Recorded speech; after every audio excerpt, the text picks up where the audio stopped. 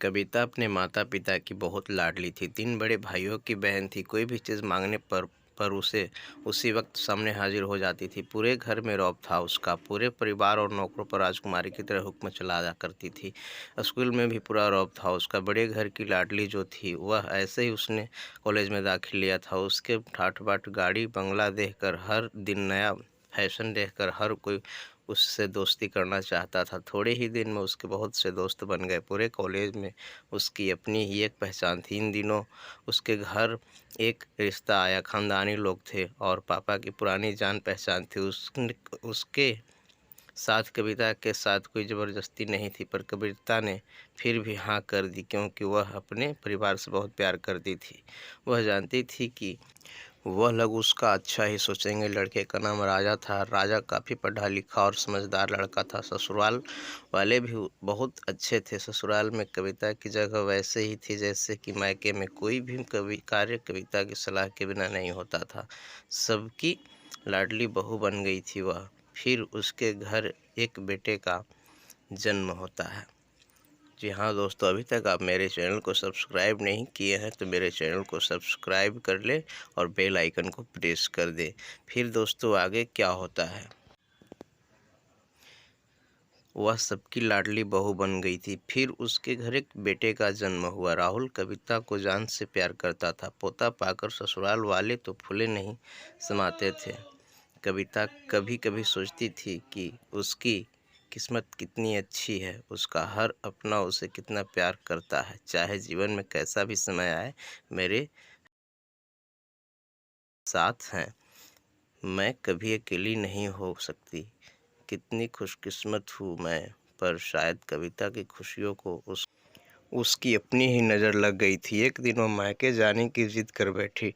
राजा को बहुत काम था, लेकिन वह फिर उसे ले गया।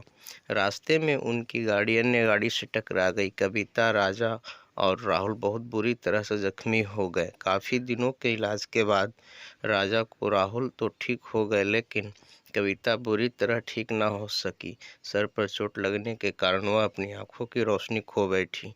अब कविता की किस्मत जैसे उल्टे पांव चलने लगी।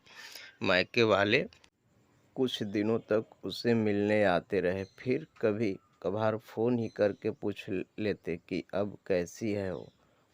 उसने अपने मम्मी पापा और भाई भाभीयों से दिल खोलकर बातें की। उनके छोटे छोटे बच्चे भी बुआ के साथ घुल मिल गए थे। रात को सोने के वक्त जब वह कपड़े पहनने लगी तो उसे पता चला कि उसका बैग तो बहुत भरा हुआ था। वह सब समझ गई। वह बहुत उदास हो गई। कुछ दिनों तक तो सब ठीक रहा, फिर जैसे सब बदलने लगा। सबका व्यवहार बदल रहा था। वह लोग जैसे थक चुके थे उससे। सब लोग घुमा फिरा कर पूछने लगे कि राजा कब आ रहा है उसे ले जाने। वह बहाना बना देती, जबकि वह जानती थी कि उस घर में अब उसके लिए कोई जगह नहीं है। कविता से चलते वक्त कुछ न कुछ नुकसान हो जाता था। वह बहुत टोका टाकी से सुनाई देती, वह टाल देती। एक दिन उसके हाथ से लगाकर एक कीमती फूलदान टूट गया। छोटी भाभी ने बहुत हंगामा मचाया। कविता के माता पिता रोज रोज के झमेले से तंग आ गए थे। उन्होंने राज को खुद से फ़ोन कर दिया। राज कविता को अपने घर ले गया। कविता को अपने परिवार वालों से ये उम्मीद ना थी। जिस कविता के कहे बिना घर में एक पत्ता भी नहीं हिलता था, उस घर के लिए वह बोझ बन चुकी थी।